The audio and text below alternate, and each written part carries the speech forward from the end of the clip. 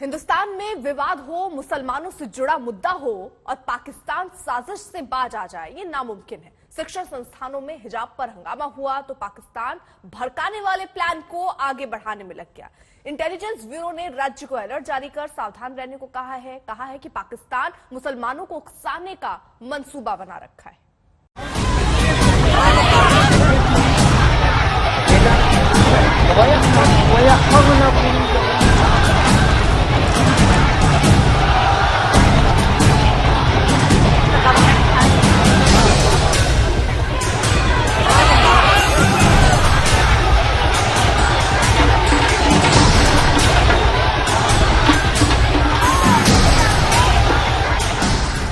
हिंदुस्तान में हिजाब पर विवाद की चिंगारी क्या भड़की, पाकिस्तान साजिश का बारूद ही झोंकने में लग गया।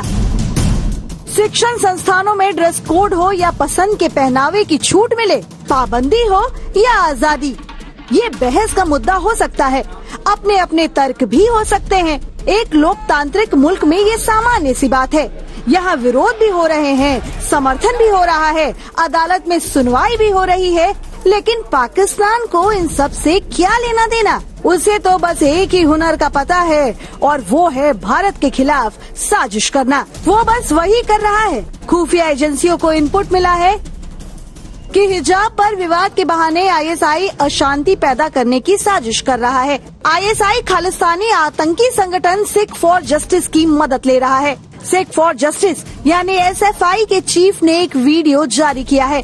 एसएफआई के वीडियो में भारतीय मुसलमानों को भड़काने की पूरी कोशिश की गई है। हर बार की तरह इस बार भी आईएसआई ने हिंदुस्तान में तनाव और अराजकता फैलाने की सुपारी ले ली है। सिख आतंकी संगठन को आगे कर पाकिस्तान ने हिंदुस्तानी मुसलमानों को मजहब के नाम पर उकसाने की ठेकेदारी फिर शुरू कर दी है। हालांकि उसकी दाल यहाँ भी नहीं गलने वाली। वो इस साजिश में मुंह की खाएगा, ये तो तय है। मैंने कहा पाकिस्तान भाड़ में जाए, भाड़ में जाए ना। पाकिस्तान से हम बताना चाह रहे हैं कि मलाला पर हमला पाकिस्तान में हुआ था, मलाला वहां से नहीं पड़ी तो उसको बरतानिया जाना पड़ा। ये हमारी बच्चियां यहाँ पर रहेंगी, इज्जत से रहेंगी और पढ़ेंगी और नेक और काबिल बनेंगी। हम पाकिस्तान के लोगों से कहेंगे इधर मत देखो, उधर ही देखो। ये देश मेरा है, तुम्हारा नहीं, हमारे घर का मामला है। आप इसमें अपनी टांग या अपनी नाक मत अड़ाओ, जख्मी हो जाएंगी तुम्हारी टांग और नाक। पाकिस्तान को ये ईंट का पत्थर से दिया गया जवाब है, लेकिन पाकिस्तान इतनी जल्दी कहाँ मानने वाला है। खुफिया एजेंसियों को सिख फॉर जस्टिस का वो पोस्टर भी हाथ लगा है, जिसके जरिए वो हिजाब पर जनमत संग्रह कराने में लगा है, ताकि मुसलमानों को बरगलाया जा सके।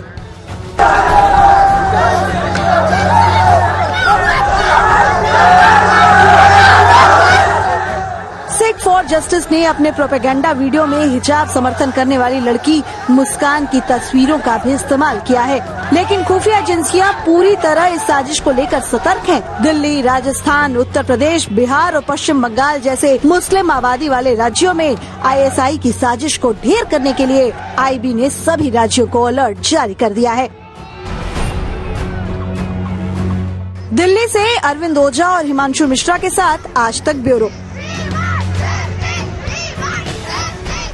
चुनावी सीरीज में हिजाब पर सियासी टीमें ताबड़तोड़ गोल दागने में लगी हुई हैं। बीजेपी यूपी से उत्तराखंड तक इस मसले को जोर शोर से उठा रही है। सीएम योगी सवाल उठा रहे हैं कि देश संविधान से चलेगा या शरीयत से। ओवैसी को तो शरीयत वाली पिच पर बैटिंग करने में कुछ ज्यादा ही मजा आ रहा है।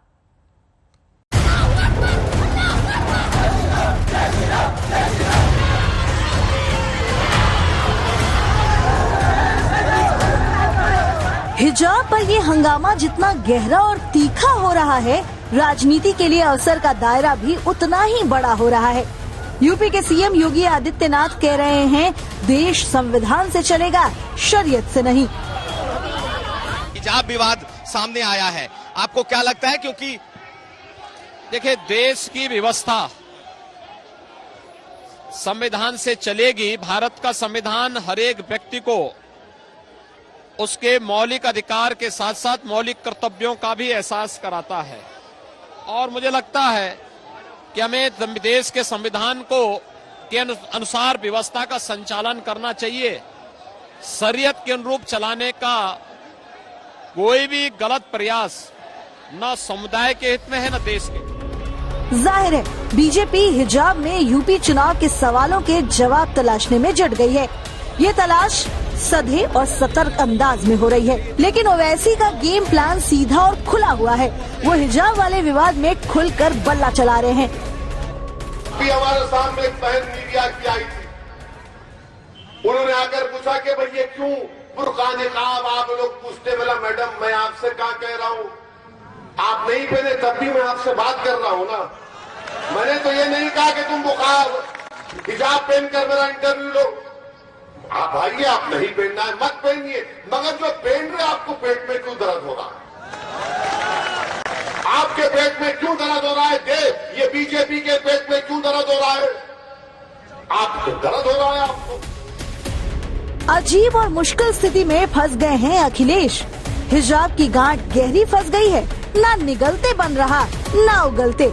जब भी सवाल होता बचकर निकलने की कोशिश करते साफ साफ दिख जाते हैं।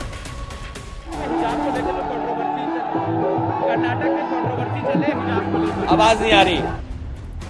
अखिलेश से बार बार सवाल पूछा जा रहा है और वो हर बार कन्नी काट लेते हैं। अखिलेश से आज तक संवाददाता कुमार अभिषेक ने भी हिजाब पर सवाल किया, जवाब क्या मिला सुनिए। हिजाब कंट्रोवर्सी आप देख रहे हैं देश में कर्नाटक का निकल करके इस वक्त सामने आया है, इसको किस तरीके से आप देखते हैं, क्योंकि ये मामला कोर्ट में भी। हमारे लिए चिंता की विषय आज ये है कि रामपुर का विकास रुक गया। रामपुर में इतनी ऐतिहासिक यूनिवर्सिटी बनी, उसका काम रोक दिया। जो आदरणीय आजम खान साहब की तरक्की की सोच थी, उसके सोच के खिलाफ ये काम कर रहे हैं। अखिलेश हिजाब पर जितना खुलकर नहीं बोल रहे, ओवैसी उतने ही खुलकर हमला बोल रहे हैं, जैसे कमजोर नस दबाने की कोशिश में लगे हों। जिसमें उनसे जब पूछा गया तो उनको सुनाई नहीं दे रहा है, बोले ऊंचा बोलो ऊंचा बोलो। यानी लफ्ज मुसलमान अगर आपके कान के और दिल में नहीं पहुंच रहा है तो क्या पैगाम दे रहे हैं उत्तर प्रदेश के आप अल्पसंख्यक समाज के मुसलमानों को? गलत पैगाम जा रहा है। 2 दिन बाद 3 राज्यों में विधानसभा चुनाव के लिए मतदान होना है। यूपी के दूसरे दौर के मतदान के साथ साथ 14 फरवरी को उत्तराखंड, गोवा की सभी सीटों पर वोट डाले जाएंगे। अब से थोड़ी देर बाद चुनाव प्रचार भी खत्म हो जाएगा, लेकिन उससे पहले चुनावी दलों ने, उनके नेताओं ने जमकर ताल ठोकी।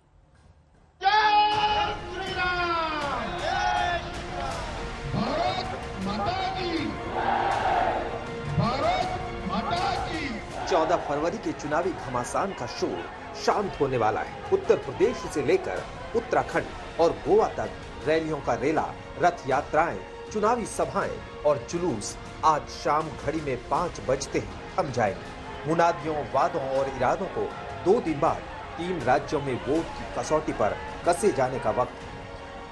14 फरवरी को उत्तर प्रदेश में दूसरे दौर के लिए 9 जिलों की 55 सीटों पर मतदान है।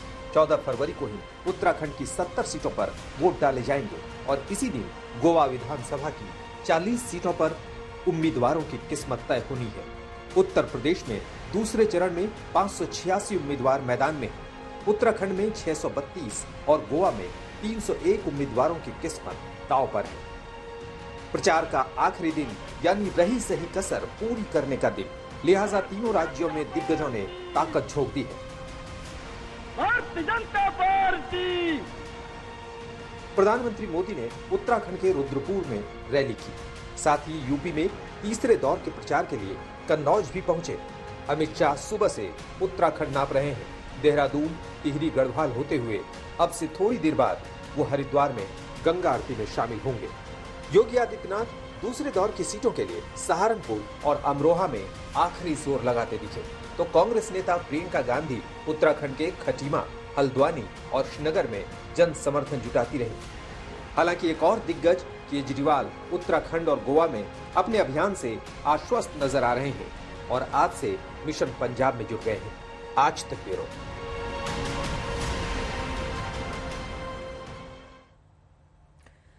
तो उत्तर प्रदेश में दूसरे दौर की 55 सीटों पर चुनाव होने हैं और इस दौर में अचानक से आए हिजाब विवाद और उन्नाव कांड का खासा असर पड़ने की संभावना है। अगर ऐसा होता है तो ये बीजेपी के लिए फायदेमंद हो सकता है। इसलिए बीजेपी अपने प्रचार में इन मुद्दों को जोर शोर से उठा रही है।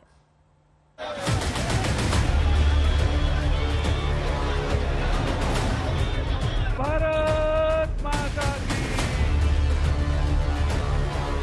यूपी में दूसरे दौर की वोटिंग और पहले दौर की वोटिंग में सिर्फ 3 दिनों का फर्क है, लेकिन इन 3 दिनों में सियासी गर्मी अचानक से और तेज हो गई है।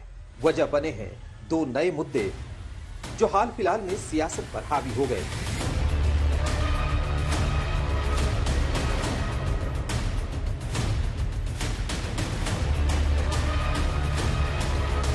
पहला मुद्दा है कर्नाटक के स्कूलों में हिजाब बैन का, जिस पर यूपी समेत पूरे देश में घमासान मचा है। दूसरा मुद्दा है उन्नाव में दलित लड़की के अपहरण और हत्या का, जिसे बीजेपी समाजवादी पार्टी से जोड़ रही है। यूपी चुनाव में जिन्ना के नाम पर वोटों के बंटवारे की कसरत पहले से चल रही है।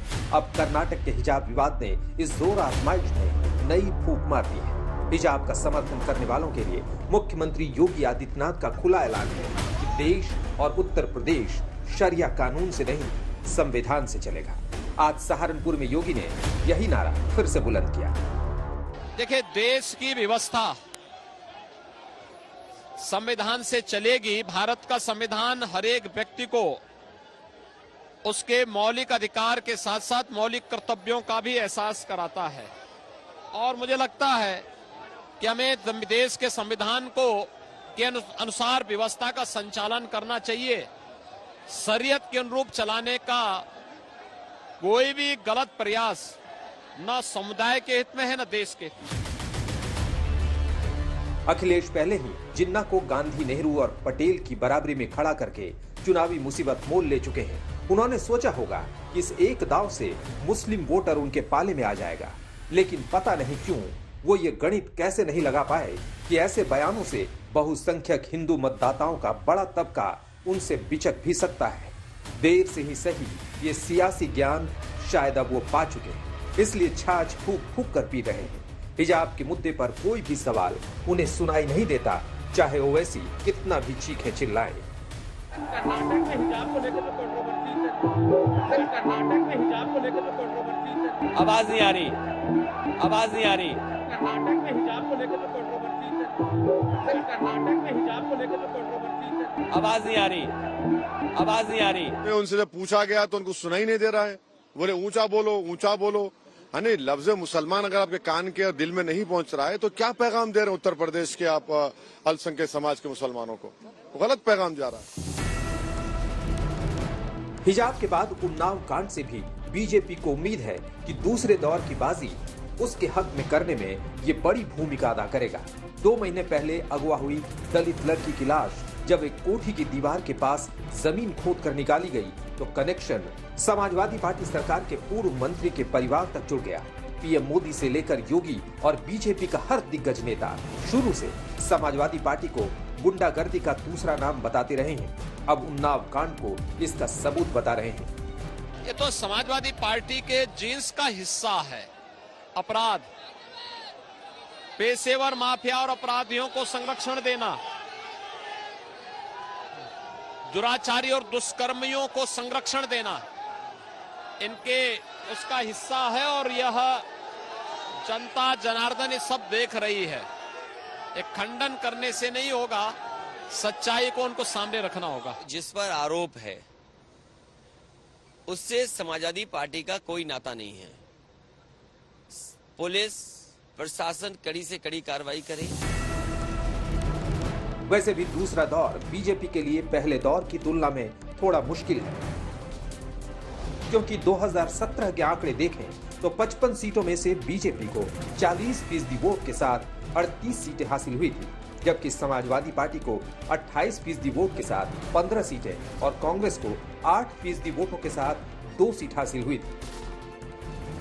बीजेपी को भी एहसास है कि दूसरे दौर की कमजोर कड़ी को तोड़ने और सियासी फायदा जोड़ने में ये दोनों मुद्दे फायदेमंद साबित हो सकते हैं। लिहाजा योगी और उनकी टीम प्रचार के आखिरी दिन इसी अभियान में जी जान से जुटी रही। आज तक ब्यूरो।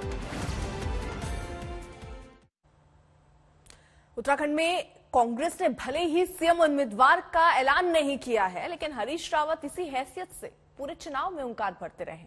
आज तक से खास बातचीत में उन्होंने कहा कि ये उनका आखिरी चुनाव है और जनता उन्हें जीत से नवाजेगी। उत्तराखंड के चुनावी समर में इम्तिहान की घड़ी आ गई है, क्योंकि चुनाव प्रचार का आज आखिरी दिन है और पोलिंग होने वाली है 14 फरवरी को। इम्तिहान की इस घड़ी में कांग्रेस की तरफ से मोर्चा संभाले हैं हरीश रावत, उत्तराखंड के पूर्व मुख्यमंत्री हैं। राहुल गांधी ने उनको चेहरा या उनके नेतृत्व में चुनाव में जाने का ऐलान किया था। तो आज तक और इंडिया टुडे पे हरीश रावत हमारे साथ जुड़ रहे हैं। हरीश रावत साहब, क्या बात है कि राहुल गांधी हो या प्रियंका गांधी हो, लगातार कांग्रेस का एक के लिए वहां पे प्रचार कर रहे हैं और लगातार जो आप लोग लड़ाई लड़ रहे हैं, आपको लगता है कि फल मिलेगा आपको? निश्चित तौर पर मिलेगा। और हम तो गीता के कर्मयोग के उपासक हैं, कर्मण्येवाधिकारस्ते मा फलेषु कदाचन। लेकिन जब आप निष्ठापूर्वक कर्म करते हैं तो फल मिलता है। राहुल जी, प्रियंका जी उत्तराखंड में और देश में लोकतंत्र बचाने और संविधान को बचाने की लड़ाई लड़ रहे हैं। उन मूल्यों मान्यताओं को बचाने की लड़ाई लड़ रहे हैं जिन पर भारत का स्वतंत्रता संग्राम और हमारा संविधान खड़ा है। तो ये लड़ाई उत्तराखंड में एक बड़ी लड़ाई है। इसमें उत्तराखंड का विकास भी सम्मिलित है। उत्तराखंड की जन आकांक्षाओं पर जो कुठाराघात हुआ है पिछले 5 साल के अंदर, जिस प्रकार से आम उत्तराखंडी के अरमानों को 5 साल रौंदा है बूथ मेजोरिटी के बल पर, डबल इंजन कहकर उसको मुंह चिढ़ाने का काम किया है। ये इस लड़ाई में उसका भी फैसला होगा। बड़ी दिलचस्प बात है कि रावत साहब, आप भी बोल रहे हैं विकास की बात और प्रधानमंत्री नरेंद्र मोदी उत्तराखंड में प्रचार में आके विकास की बात कर रहे हैं। ऑल वेदर रोड और ऑल वेदर बीजेपी की बात हो रही है। बीजेपी तो विकास के दमखम पे वापसी करने का प्लान कर रही है। प्रधानमंत्री भी 4 धाम की बात करते हैं। विकास कहाँ? जिस 4 धाम की वो बात करते हैं, जिस गुफा में उन्होंने ध्यान लगाया, वो गुफा भी हरीश रावत के कार्यकाल में पुनर्निर्मित हुई है। और जिन केदारनाथ के काम की वो मार्केटिंग करना चाहते हैं, सारे का सारा निर्माण कार्य विध्वंस से निर्माण की ओर केदारनाथ जो बढ़ा, वो सारे काम कांग्रेस के शासनकाल में हुए। हरीश रावत उस समय मुख्यमंत्री था। तो जो 4 जिसको वो ऑल वेदर रोड कहते हैं, मैं उनको चुनौती दे करके कहना चाहता हूँ। मैं प्रधानमंत्री को चुनौती देने की स्थिति में तो नहीं हूँ, लेकिन मैं भाजपा के लोगों को चुनौती दे करके कहना चाहता हूँ कि कोई ऐसा शासनादेश निकाल दे भारत सरकार का या राज्य सरकार का, जिसमें उत्तराखंड में कोई ऑल वेदर रोड बनी हो या मंजूर हुई हो। प्रधानमंत्री नरेंद्र मोदी ने बहुत तीखा प्रहार किया है कि सीडीएस विपिन रावत को लेके उन्होंने कहा है कि उनका आप लोग ने तिरस्कार किया है और उनकी पार्टी, उनके परिवार को भी टिकट मिला है वहां से। तो किस तरह से देखते हैं, क्या वो एक भावनात्मक मुद्दा है? लगातार आप लोग पर निशाना साध रहे हैं प्रधानमंत्री उसको लेके। पूरी कांग्रेस, पूरी उत्तराखंड, पूरे देश ने हमारे गौरव विपिन रावत का सम्मान किया है, उनके बलिदान का सम्मान किया है। जिस तरीके से भाजपा शहीदों की शहीदी को मोनोपोलाइज करने की कोशिश करती है, क्योंकि उनके पास शहीदों का कोई रिकॉर्ड नहीं है। उस पार्टी में कोई स्वतंत्रता संग्राम सेनानी नहीं है। उस पार्टी के किसी व्यक्ति का ऐसा इतिहास नहीं है जो आतंकवाद के खिलाफ लड़ा हो, जिसके सीने में आतंकवादियों ने गोली उतारी हो।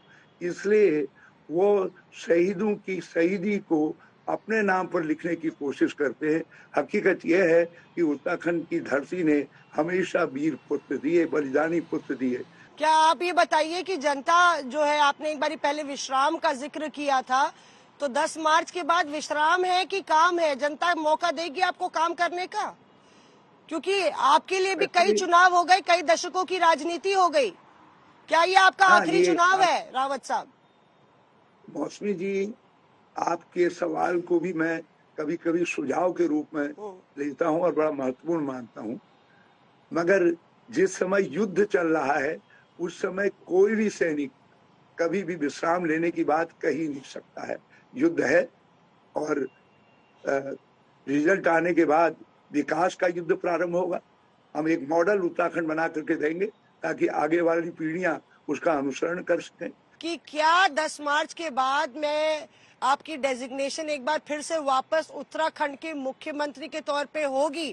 क्योंकि अगर कांग्रेस आती है तो क्या ये क्लियर है, क्योंकि सीएम फेस अनाउंस नहीं हुआ है पंजाब की तरह, तो क्या हम अगले उत्तराखंड के मुख्यमंत्री से बात कर रहे हैं अगर कांग्रेस की सरकार आती है तो? मैं आपके सवाल को शुभकामनाओं के तौर पर ले रहा हूं और मैं किसी भी चुनौती के लिए मानसिक रूप से शुभकामनाएं नहीं है, सवाल है। जी, मनसा वाचा कर्मणा से पूरी तरीके से तैयार हूं। मैं इतना ही कहना चाहता हूं, कांग्रेस हमेशा लोकतांत्रिक मूल्यों का आदर करती है, लोकतांत्रिक भावना का आदर करती है और दुल्हन वही जो पिया मन भावे, और चुनाव में वही दुल्हन जो है जो पिया के मन में भारी है, जनता के मन में भारी है। और मैं चाहूंगा जनता के मन में भाने वाला व्यक्ति ही उत्तराखंड का मुख्यमंत्री बने। शुक्रिया आज तक से बात करने के लिए। तो ये थे उत्तराखंड के सबसे बड़े और गद्दावर कांग्रेस नेता हरीश रावत साहब, जो आज तक और इंडिया टुडे से एक्सक्लूसिव बातचीत कर रहे थे चुनाव प्रचार के आखिरी दिन। एक समय था जब गुजरात में भी ऐसी ही स्थिति थी। कांग्रेस के बरसों के शासन ने वहां ऐसी स्थितियां बना दी थी कि न व्यापार कारोबार फलता फूलता था, न लोग सुरक्षित महसूस करते थे, और हर साल अनेक दंगे होते थे। हर बार खबरें आती थी वहां दंगा हो गया, वहां दंगा हो गया। वहां पर हर वर्ष जगन्नाथ जी पुरी में जैसे जगन्नाथ जी की रथ यात्रा निकलती है ना, वैसे अहमदाबाद में जगन्नाथ जी की रथ यात्रा निकलती है। और अनुभव यह है, पिछले बीजेपी सरकार आने से पहले 10 साल में 7 साल ऐसे जाते थे कि कोई न कोई दंगा हो जाता था। इतना ही नहीं, पतंग जगाने में दंगा, रास्ते पर आते जाते दंगा, यानी हर साल हर छोटी मोटी बात पे दंगे होते थे। और दंगों की वजह से कर्फ्यू लगता था, संपत्ति जलती थी, हत्याएं होना तो आम बात हो गई थी, लोगों को मोहल्ले के मोहल्ले खाली करके भागना पड़ता था, और इसके बाद खाली मकानों को सस्ते में खरीदकर उस इलाके की पहचान भी बदल ली जाती थी। इसी प्रकार के दुष्चक्र में गुजरात लंबे अरसे तक फंसा हुआ था। गुजरात के लोगों ने जब बीजेपी को मौका दिया तो स्थितियां बदलना शुरू हो गई। हमने सबसे बड़ी प्राथमिकता कानून व्यवस्था को दी, कानून के राज को दी। इसी का नतीजा है कि पिछले 2 दशकों से गुजरात में कोई बड़ा दंगा नहीं हुआ है। अब वहां हर वर्ग, हर संप्रदाय के लोग अपने विकास, गुजरात के विकास, देश के विकास में जुटे हुए हैं। और आप देखिए, सभी के प्रयासों से गुजरात भी किस तरह विकास की नई ऊंचाइयों को छू रहा है। कन्नौज के मेरे भाइयों बहनों, आप मुझे बताइए, हमें शांति चाहिए कि नहीं चाहिए? कानून का राज चाहिए कि नहीं चाहिए?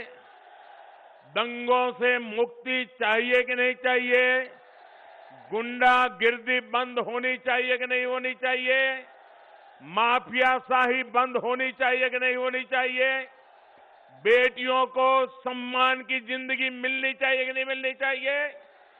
व्यापारी सुख शांति से व्यापार करे, ऐसी स्थिति चाहिए कि नहीं चाहिए? ये काम भाजपा सरकार ही कर सकती है, योगी जी की सरकार ही कर सकती है। उधर साथियों देखिए जगह कम है, लोग ज्यादा है, आप वहीं रहिए प्लीज, आगे आने की कोशिश मत कीजिए। आप वहीं रहिए, आपका प्यार मेरे सर आंखों पर भैया।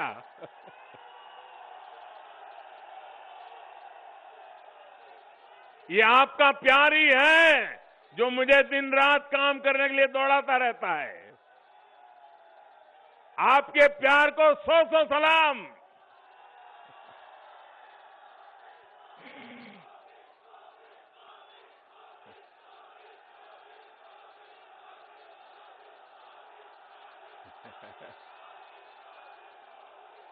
भाइयों बहनों, उत्तर प्रदेश में भी हमें कानून व्यवस्था को सर्वोच्च प्राथमिकता देनी है। योगी जी के नेतृत्व में यूपी ने जिस प्रकार दंगों को रोका है, हमें उसे स्थायी स्वरूप देना है।